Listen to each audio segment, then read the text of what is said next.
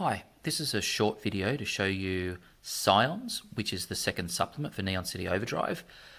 This is the print-on-demand copy of the book, but it's available as a PDF, about 48-page PDF plus cover and back cover. And obviously this very schmick-looking print-on-demand version of it. PSIONS introduces into Neon City Overdrive psychic powers or psionics. So it provides a toolbox approach. So rather than saying this is exactly how psionics works in the setting for Neon City Overdrive, it instead provides a bunch of options that you can choose from and incorporate it, because everybody has a different impression about what psionics might look like in their science fiction. So the book itself covers a fair bit of ground.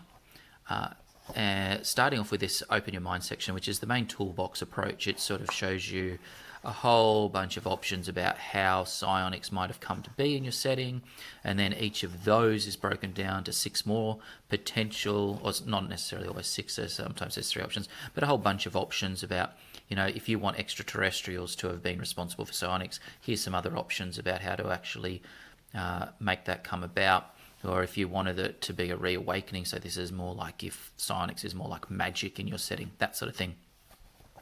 After that, it goes through and talks about the repercussions, potential influences that psionics might have on your setting in terms of everyday life, law and order, that sort of thing. So they're just sort of prompts to get you thinking about incorporating it into your own games. After that, however, the next chapter goes and describes how you actually use psionic powers. Look, to be straight up front, it's just a check, just like anything else that you might do in Neon City Overdrive. Character describes what they want to do with their cool psionic ability. The game master decides whether there's any danger dice applied to that action, or even if that action's possible. You make a check and see whether you succeed or not. There are a few guidelines about how you might modify those checks. I really like the art in this book, in all of the books obviously. A little bit of discussion about psionic combat, spoilers, it works just like any other combat, and that sort of thing.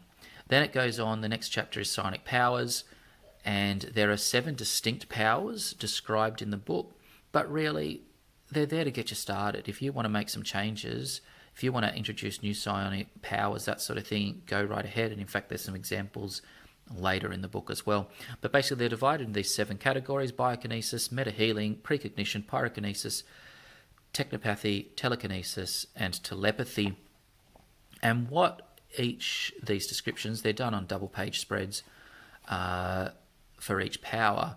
They give some example triggers that you might have written down under a character with a psionic ability.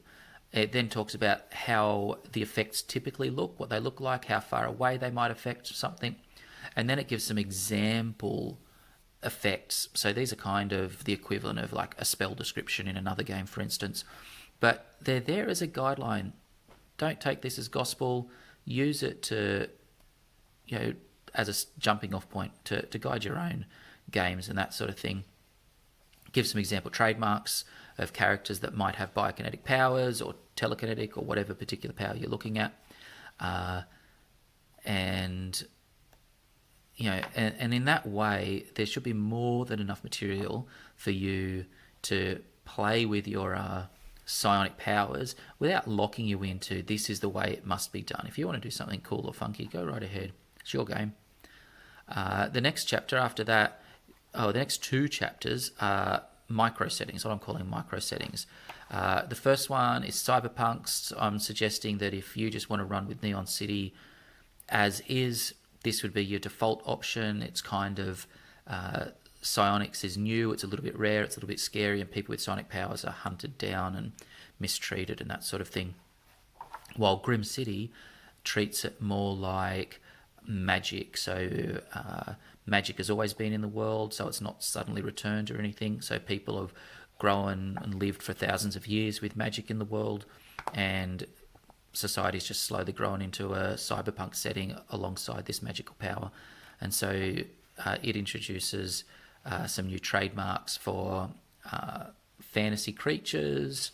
So you could play a centaur or a troll or that sort of thing. That allows you to sort of cover that science, fantasy, cyberpunk sort of game, if you know what I mean. Some new trademark roles, and these are psionic roles.